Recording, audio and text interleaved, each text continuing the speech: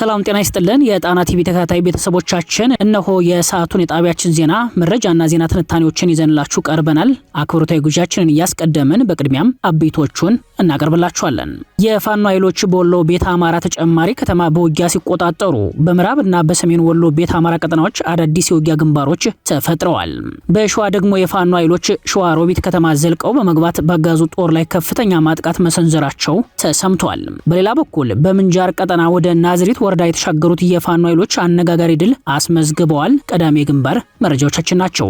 የብልጽግና ጦር በጎንደር ቀጠና ከፍተኛ የፋኖ አመራሮችን ለማፈን በአምስት አቅጣጫ ውጊያ መክፈቱን ተከትሎ በከፍተኛ ጀግንነት ተፋልመው በክብር ሰማዕት የሆኑትን ፋኖች በተመለከተ አማራ ፋኖ ብሔራዊ ንቅናቄ የክብር ስንብት መግለጫ አውጥቷል።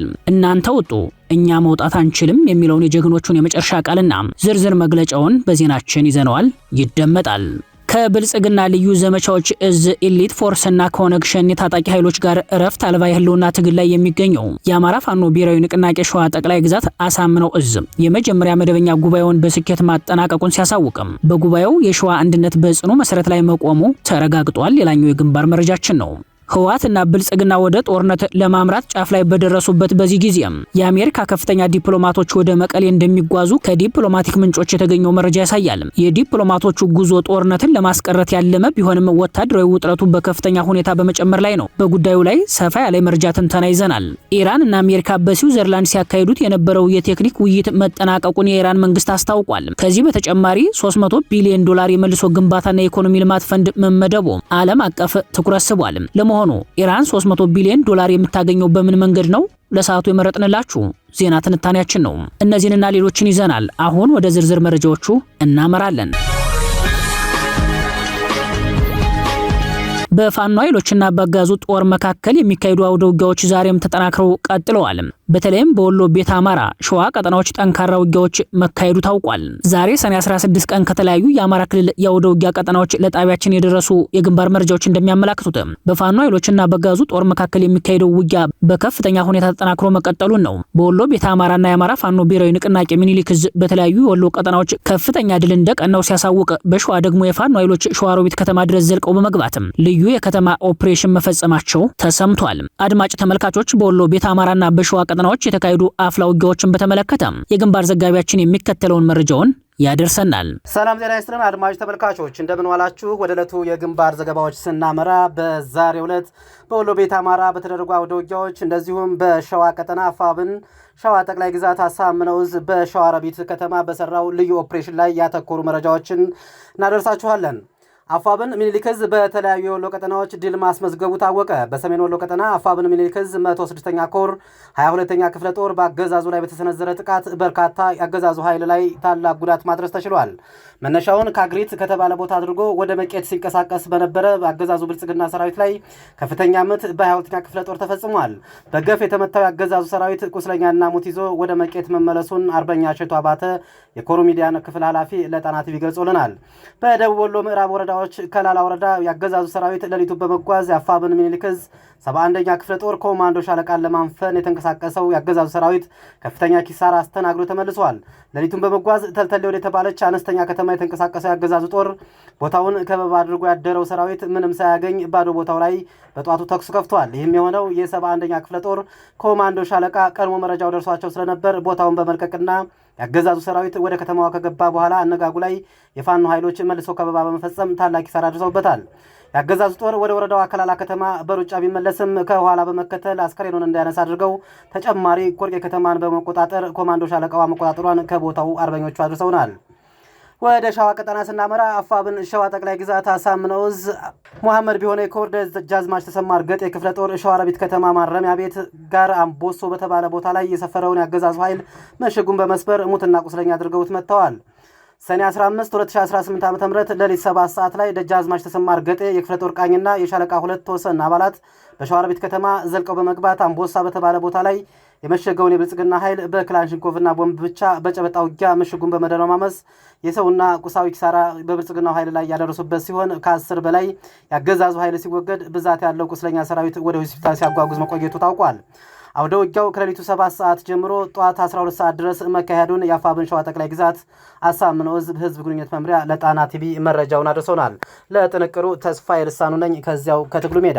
በሌላ የግንባር መረጃ በሸዋ ቀጠናዎች ተጨማሪ አውደ ውጊያዎች መካሄዳቸው ተሰምቷል። ከሰሙ ሁለተኛ ኮር በተከታታይ ውጊያዎች ድል መቀዳጀቱን ሲገልጽ በደራ ዝርፊያና እገታ መፈጸሙን የአካባቢው ነዋሪዎች ለጣና ገልጸዋል። የአማራ ፋኖ ብሔራዊ ንቅናቄ ሸዋ ጠቅላይ ግዛት አሳምነው ከሰሙ ሁለተኛ ኮር በምስራቅ ሸዋና በአካባቢው በተደረጉ ውጊያዎች በአገዛዙ ኃይል ላይ ከፍተኛ ጉዳት በማድረስ ድል መቀዳጀቱን ገልጿል። ኮሩ እንዳስታወቀው በናዝሪት ወረዳ መኩዬ ቀበሌ አካባቢ ለሁለት ቀናት በተካሄደ ውጊያ በተቃራኒ ኃይል ላይ ከባድ ኪሳራ አድርሷል። በውጊያውም አንድ ከፍተኛ አመራርና አንድ የመኩዬ ቀበሌ ፖሊስ ኮማንደር መገደላቸውን፣ አንድ ምንሻ መማረኩንና 5 የተቃራኒ ኃይል አባላት መቁሰላቸውን ገልጿል። እንዲሁም 2 ክላሽንኮቭ እና አንድ M14 መሳሪያ በመርኮ መያዙን አስታውቋል። በሌላ በኩል ኃይለ ማርያም ማሞና ነበልባል ክፍለ ጦሮች በጋራ ባካሄዱት ውጊያ ሀገረ ማርያም ከሰም እና ከምንጃር ሸንኮራ አቅጣጫ የገባውን ኃይል መልሰው እንዳስወጡት ገልጸዋል። ለ3 ተከታታይ ቀናት በተደረገው ውጊያ ተቃራኒው ኃይል ሰብአዊና ቁሳዊ ኪሳራ እንዳስተናገደ ኮሩ አስታውቋል። እንዲሁም በዮላት ቅዱስጌ፣ ስቻት እና ሰቃዋጮ ቀበሌዎች አካባቢ በተደረጉ ውጊያዎች የተቃራኒ ኃይል ይዞታዎችን ለቆ መውጣቱን ገልጾ ውጊያው በአንዳንድ ግንባሮች አሁን መቀጠሉን አመላክቷል። በሌላ መረጃ በሸዋ ደራ በኦነግ ሸኔ ታጣቂ ኃይሎች ከ400 በላይ ከብቶች መዘረፋቸውና 84 ሰዎች መታገታቸውን የአካባቢው ምንጮች ለጣና ገልጸዋል። በደራ ጉንዶ መስቀል ወረዳ አባጦ ቀበሌና አካባቢው ከ400 በላይ የቀንድ ከብቶች መዘረፋቸውና ከ84 በላይ ንጹሃን ነዋሪዎች መታገታቸውን ነዋሪዎች ገልጸዋል። ነዋሪዎቹ እንደሚሉት ድርጊቱ በኦነግ ሸኔ የተፈጸመ ሲሆን ንብረታቸውን ለመከላከል የወጡ ነዋሪዎች በድሮን ጥቃት መመታታቸውና 7 ሰዎች መሞታቸውን 11 ሰዎች ደግሞ መቁሰላቸውን ገልጸዋል። ከሰም ሁለተኛ ኮር በበኩሉ ለእርዳታ ኃይል ማሰማራቱንና የተወሰኑ ታጋቾችን ማስለቀቁን ቢገልጽም በተፈጠረው ውጊያ ምክንያት ሁሉም ታጋቾችና የተዘረፉ ንብረቶች ማስመለስ እንዳልቻለ አስታውቋል። ኮሩ በመግለጫው በአካባቢው የሚፈጸሙ የእገታና የዝርፊያ ድርጊቶች በተቀናጀ ሁኔታ እየተፈጸሙ መሆናቸውን ገልጾ ተጨማሪ መረጃዎችን ወደፊት እንደሚያቀርብ አስታውቋል። አድማጭ ተመልካቾች ከሸዋ ወደ ጎንደር የግንባር መረጃዎች ስናመራ አማራ ፋኖ ብሔራዊ ንቅናቄ ጎንደር ጠቅላይ ግዛት በላይ እዝ በጎንደር ቀጠና በማዕከላዊ ጎንደር ምስራቅ ደንቢያ አካባቢ እነ አርበኛ ድርጄ በላይን ጨምሮ ከፍተኛ የፋኖ አመራሮችን ለማፈን በ5 አቅጣጫ ውጊያ መከፈቱን ተከትሎ በከፍተኛ ጀግንነት ተፋልመው በክብር ሰማዕት የሆኑትን ፋኖች በተመለከተ የክብር ስንብት መግለጫ አውጥቷል። እናንተ ውጡ እኛ መውጣት አንችልም የሚለውን የጀግኖቹን የመጨረሻ ቃልና ዝርዝር መግለጫው ከዚህ እንደሚከተለው ይቀርባል። እናንተ ውጡ እኛ መውጣት አንችልም የጀግኖቹ የመጨረሻ ቃል። ሰላም ጤና ይስጥልን አድማጭ ተመልካቾቻችን፣ በትናንትናው ዕለት በጎንደር ቀጠና በደንቢያ ምድር ከባድ መስዋዕትነትን ያስከፈለ በአገዛዙ ላይ ትልቅ ድል ያስገኘ አውደ ውጊያ መደረጉን በተደጋጋሚ መዘገባችን ይታወሳል። እነሆ አፋብን ጎንደር ቀጠና በላይ ዘለቀ እዝ ልዩ የሐዘን መግለጫ አውጥቷል። ቀን 16 10ኛ ወር 2018 ዓ.ም እናንተ ውጡ እኛ መውጣት አንችልም የጀግኖቹ የመጨረሻ ቃል። ለዓላማ ታምኖ በጀግንነት መውደቅ የአማራ ፋኖ የአባቶች ውርስ ነው። ከአማራ ፋኖ ብሔራዊ ንቅናቄ ጎንደር ጠቅላይ ግዛት በላይ ዘለቀ እዝ የተሰጠ መግለጫ የአማራ ሕዝብ የተከፈተበትን ስርዓታዊ ዘር ማጥፋት ጦርነት ለመቀልበስ በጽናት እየተዋጋ ያለው የአማራ ፋኖ ብሔራዊ ንቅናቄ በአገዛዙ ብልጽግና አገዛዝ ላይ በተደጋጋሚ ክንዱን እያሳረፈ ይገኛል።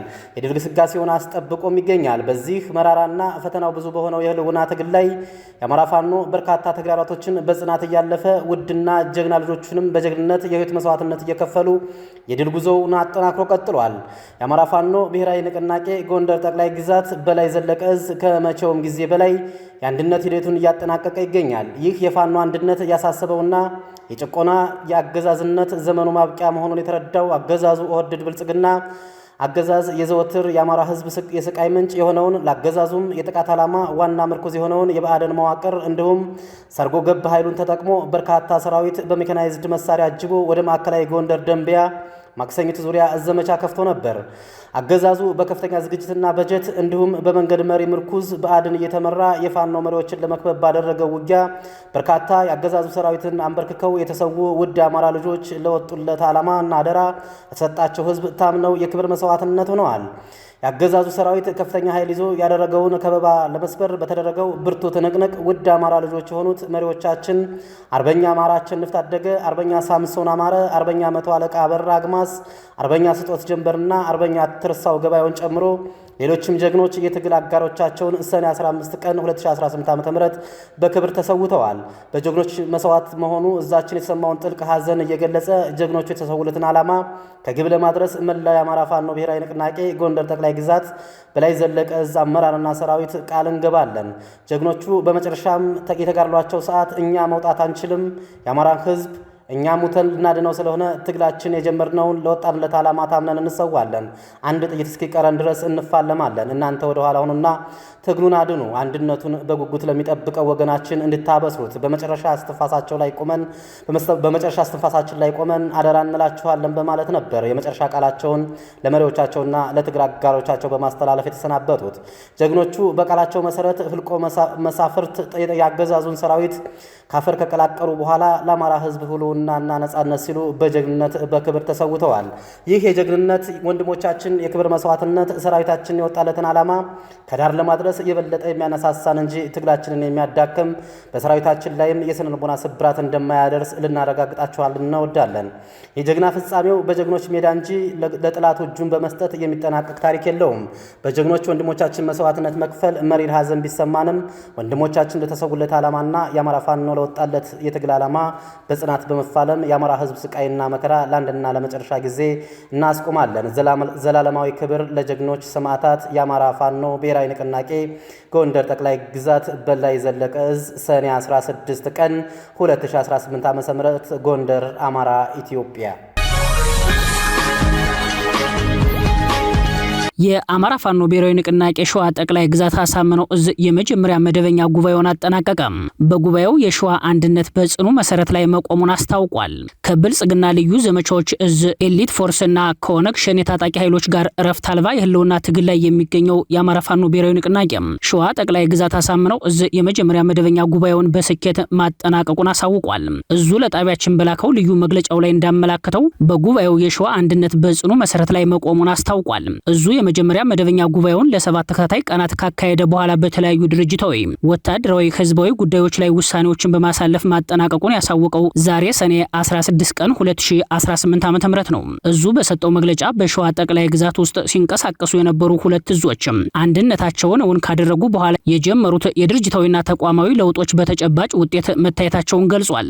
ጉባኤው ከሰኔ 9 እስከ ሰኔ 15 2018 ዓ.ም ድረስ የተካሄደ ሲሆን በዙ ማዕከላዊ ኮሚቴ አባላት ተሳትፎ ስር የድርጅቱ ያለፉ እንቅስቃሴዎች፣ የተጋረጡ ችግሮች፣ የተመዘገቡ ስኬቶች እንዲሁም የወደፊት አቅጣጫዎች በሰፊው ተገምግመዋል። በዚህ ሂደት ድርጅቱ ከትላንት እስከ ዛሬ ያለውን ጉዞ በጥልቀት በመፈተሽም ለቀጣይ ስኬት መሰረት የሚሆኑ ውሳኔዎችን ማሳለፉ ተገልጿል። በጉባኤው ከተነሱ ዋና ጉዳዮች መካከል ቀደም ሲል በሸዋ ውስጥ የነበሩ የተናጥል አካሄዶች አንዱ ነበር። እነዚህ አካሄዶች ህዝብን፣ ሰራዊትና ደጋፊዎችን ለቅሬታ እንደዳረጉ፣ የትግሉን ፍጥነት እንዳዘገዩና ለጠላት ኃይሎች ጊዜ እንደሰጡ በጉባኤው ግምገማ ተጠቅሷል። በመሆኑም ተመሳሳይ ስህተቶች ወደፊት እንዳይደገሙ ጥብቅ የድርጅታዊ ቁጥጥርና አንድ ወጥ አመራር እንዲኖር ውሳኔ ተላልፏል። በጉባኤው የድርጅቱ የአሰራር ክፍተቶች በዝርዝር ተገምግመው አንድ ወጥ ሰንሰለቱን የጠበቀ አሰራር እንዲተገበር ተወስኗል። ይህም የውሳኔ አሰጣጥ፣ የተግባር አፈጻጸምና የአመራር ተጠያቂነት ከላይ እስከታች በተቀናጀ መልኩ እንዲፈጸም ያስችላል ተብሏል። ጉባኤው ከተጠናቀቀ በኋላ የድርጅቱ ወታደራዊና ህዝባዊ መዋቅሮች ሙሉ በሙሉ ወደ ስራ እንዲገቡ መወሰኑም ተገልጿል። የህዝብና የሰራዊት መብቶች ቀዳሚ ተግባር መሆናቸውን በጉባኤው ላይ ተመላክቷል የተባለው በጉባኤው ላይ የህዝብና የሰራዊት መብቶች ጉዳይ በስፋት መወያየቱ ተገልጿል። የህዝብ ጥቅምና ደህንነት ማስከበር እንዲሁም የሰራዊት መብቶችን መጠበቅ የዙ ቀዳሚ ተግባር መሆናቸው በጉባኤው መረጋገጡ ተጠቅሷል። ጉባኤው ለቀጣይ ጊዜ የተለያዩ አቅጣጫዎችን አስቀምጧል። ከነዚህ መካከል ድርጅታዊ መርሆቹን ሙሉ በሙሉ ተፈጻሚ ማድረግ፣ በህዝባዊ አገልግሎት ሰጪ ተቋማት ውስጥ አንድ ወጥ አሰራር መተግበር፣ የሰራዊቱን ብቃት ዝግጁነት በስልጠና ማሳደግ እንዲሁም ህዝቡን በተጠናከረ አደረጃጀት ማዘጋጀት ይገኙበታል።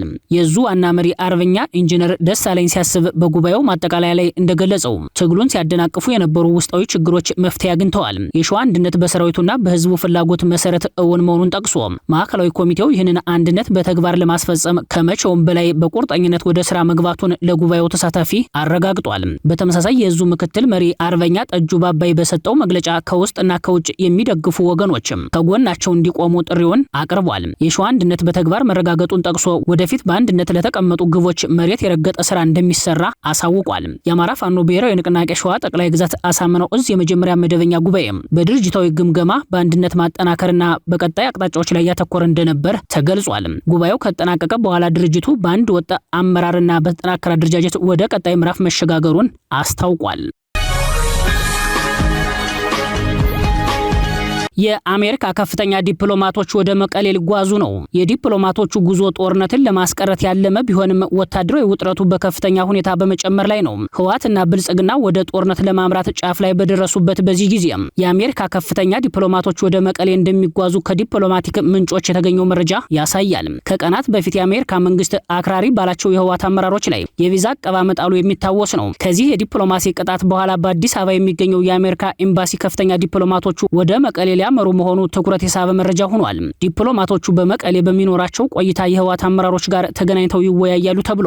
የደብረ ጽዮን ገብረ ሚካኤል ቡድን በመፈንቅለ ስልጣን ጀነራል ታደሰ ወረደን በማንሳት ስልጣኑን ከተቆጣጠረ በኋላ ለሁለተኛ ጊዜ ወደ መቀሌ የሚያመሩት የአሜሪካ ዲፕሎማቶች የጉዞ ምልልሳቸው ዋነኛ ዓላማ ከፊት ለፊት እየመጣ ያለውን ጦርነት ለማስቀረት እንደሆነ ቢነገርም በብልጽግናና በህወሓት መካከል ወታደራዊ ውጥረቱ ከፍተኛ ደረጃ ላይ ደርሷል። እንደ ራያ፣ ኮረም፣ ዋግኽምራና አፋር አዋሳኝ ቀጠናዎች በትንንሽ አሃዶች ውጊያዎች እንደሚካሄዱ መረጃዎች ያሳያሉ። በተለይም በአማራ ክልል ወሎ ቤተ አማራ ዋግኽምራ ውስጥ 2 ወረዳዎች በህወሓት ታጣቂ ኃይሎች በቁጥጥር ስር መግባታቸው ይታወቃል። በተመሳሳይ በትናንትናው ዕለት በአፋር ክልል ዞን 1 በኩል ለአጭር ሰዓት የቆየ በሞርተር የታጀበ ውጊያ መከፈቱን መዘገባችን ይታወሳል። ከሰሞኑ የህወሓቱ ጀነራል ዮሐንስ ወልደ ጊዮርጊስ ጆን መዲድ በራያ ቀጠና ተገኝተው ሰራዊቱ ለውጊያ ዝግጁ እንዲሆን ማዛቸውን ተከትሎ ወታደራዊ ውጥረቱ ከፍ ብሎ በመታየት ላይ ነው። በራያ፣ በኮረም፣ በዋግኽምራ፣ አበርገሌና ጻግብጂ እንዲሁም በተለያዩ አካባቢዎች አነስተኛ ግዳጆች፣ ከፍተኛ ወታደራዊ ስምሪት፣ የከባድ መሳሪያ እንቅስቃሴዎች ሲካሄዱ ሰንብቷል። ህወሓት ይህንን ቀጠና እንደ ዋነኛ ግንባር ይዞ መንቀሳቀሱን ተከትሎ የግንባሩ ዋና አዛዥ ሜጀር ጀነራል ዮሐንስ ወልደ ጊዮርጊስም በራያ ላማጣ ከተማ የ2 ቀናት ወታደራዊ ግምገማ ካደረጉ በኋላ የህወሓት ኃይል ከአነስተኛ ግዳጆች ከፍ ያለ ተልዕኮ እንደሚኖረውና የውጊያ ዝግጁነቱ እንዲያረጋግጥ ለወታደራዊ አመራሮች መመሪያ እንደተሰጠ ታውቋል። ቡድኑ አበርገሌና ጻግብጂ የተሰኙ የአማራ ክልል ወረዳዎችን አነስተኛ በተባለ ግዳጅ መቆጣጠሩን፣ በቀጣይ ደግሞ ከዚህ ከፍ ያለ ግዳጅ እንደሚኖር ምክክር መደረጉ ታውቋል። በራያ ላማጣ ወደ ዞብል አቅጣጫዎች፣ ወደ ራያ ቆቦ፣ አማያ፣ ወደ ጎላጆ፣ ወደ ኮረም አቅጣጫዎች ትላንት አመሻሹን በከባድ መሳሪያዎች የታጀበ ወታደራዊ ስምሪት መሰጠቱ ታውቋል። ከዚህ ጋር በተያያዘ በዚህ ቀጠና ያለው ወታደራዊ ስምሪትና ወታደራዊ ግዳጅ የዋግ የራያ ግንባሮች ወታደራዊ ስምሪቶች ተሰጥተዋል። አርሚ 26 የተሰኘው የቡድኑ ክፍል ከአገው ሸንጎ ታጣቂዎች ጋር በትግራይ ሳምሪ፣ በአማራ ባበርገሌ ዋግ እስከ ሐሙሴት ተላጊ ያለውን መስመር በፍጥነት እንዲዘጉ ዝግጁ መሆናቸው ተጠቁሟል። አርሚ 31 ከፊል ኃይሉ ከአገው ሸንጎ ጋር ነቅሰንና ጻታ ዛግብጂ ሰቆጣ መስመርን እንዲቆጣጠሩ ዝግጁ መሆናቸው በወታደራዊ መረጃው ላይ ተመላክቷል። የአርሚ 31 ግማሽ ኃይል ከኮረም ወደ ዛታ ሐሙሴት ዘንቀድ ተብሎ ወደሚጠራ አካባቢ ስምሪት እንዲያደርጉ ትዕዛዝ የተሰጠ ሲሆን የአርሚ 24 አውሮራ ክፍለ ጦርና የአርሚ 31 የተወሰኑ ኃይሎች ዶጊያት መረዋ ተብሎ ወደሚጠራውና ወደ ሰሜን ወሎ ደጋማ አካባቢዎችም ወደ ላሊበላ እና ጋሸና የሚያወጡ መስመሮች በተጠንቀቅ እንዲከታተሉ መመሪያ እንደተሰጠ መረጃው በእጃችን ገብቷል። አርሚ 33 በዋናው መስመር የወልዲያ ቆቦ፣ ዋጃ፣ ጥሙጋ መስመሮችን እንዲዘጋ ዝግጁ የሆነ ሲሆን አርሚ 43 እንደዚሁ በጨርጨር ዞብል መስመሮችን ወደ አፋር እንዲቆጣጠር ለውጊያ ዝግጁ መሆኑ ተጠቁሟል። በራያና አካባቢው ያለ የአሁናዊ ወታደራዊ እንቅስቃሴዎች በዋማይጨው፣ በጨርጨር እንዲሁም በራያ ላማጣ፣ ጣፍዬ፣ ዋጃ፣ ሰኔል ውሃ፣ ጥሙጋ፣ ኮረምና ራያ አዘቦ በተለይም ኮኮፍቶና ቢሶበር፣ ባላማጣ፣ በማይ ገደብ፣ ግራ ካሱ ወንዝ ከፍተኛ የታጣቂ ክምችትና ሰፈራ እንደሚገኝ በወታደራዊ መረጃው ላይ ተመላክቷል። በሐሸንጌ ኮረም ዙሪያ ከባድ መሳሪያ፣ በጻዳ ሜዳ ዙ 23 እንዲሁም በቃረሶሌ፣ ጣፌ፣ ኩቢ ደርባ፣ ትግሬ መንደር፣ ጥሙጋና ዋጃ አካባቢዎች ደግሞ መድፎችና ሞርተሮች ለውጊያ ዝግጁ መሆናቸውን ወታደራዊ ምንጮች ገልጸዋል። እንዲህ ባለ ወታደራዊ ውጥረት ውስጥ ወደ መቀሌ የሚጓዙት የአሜሪካ ዲፕሎማቶች ጦርነቱን ለማስቀረት ያደርጉታል የተባለው ጥረት ላይሰምር እንደሚችል የሚገልጹ የጉዳዩ ተንታኞችም ህወሓት ዋና ፍላጎቱ በወታደራዊ የበላይነት የሚመጣ ድርድር እንደሆነ ያስረዳሉ። ተንታኞች እንደሚሉት የህወሓት ከፍተኛ የጦርነት ዝግጅት ሚስጥር በፕሪቶሪያ ስምምነት ወቅት አጣኋቸው ያላቸውን ጥቅሞች ለመመለስ እና የፌዴራል መንግስቱን የበላይነት ለመገዳደር የያዘው ስትራቴጂ ነው። ህወሓት ጊዜያዊ መዋቅር በመስበር አጠቃላይ የሰላም ስምምነቱን ይዘት ሙሉ በሙሉ ቀይሯል የሚሉ ተንታኞችም ይህ ጥድፊያ ውሳኔ የመነጨውም ስምምነቱ የህወሓትን የፖለቲካ ህልውና ሙሉ በሙሉ አደጋ ላይ ጥሎታል ከሚል ከፍተኛ ስጋት በመነጨ ነው። እናም ይላሉ ተንታኞች አመራሮቹ ወደ ጦርነት ለመግባት የጣደፉት ከስልጣን ጥማቸው ትይዩ ከፖለቲካ ህልውና ጋር በተያያዘ ነው ይላሉ። ህወሓት ወደ ሙሉ ጦርነት የሚገባ ከሆነ ሰፊ የአማራና አፋር አካባቢዎችን በቁጥጥር ስር በመዋል በወታደራዊ የበላይነት የብልጽግናውን አገዛዝ ወደ አስገዳጅ ድርድር ሊጠመዝዘው ይፈልጋል የሚሉት እነዚህ ተንታኞችም ከብልጽግና ጋር የመደራደር እድል ካገኘ ለዘመናት ሲያራምደው የነበረውን የመገንጠል እሳቤ ማለትም የትግራይ የራስን እድል በራስ የመወሰን የፖለቲካ ፕሮጀክት መልሶ የማነቃቃት ፍላጎቱን እንደሚያሳካበት ገልጸዋል። ፓርላማ አንገባም። ይህንን ያለው የብልጽግናውን የምርጫ ድግስ በማጀብ ታሪካዊ ስህተት የሰራው ትብብር ለኢትዮጵያ የተሰኘው የ5 ፓርቲዎች ቅንጅት ነው።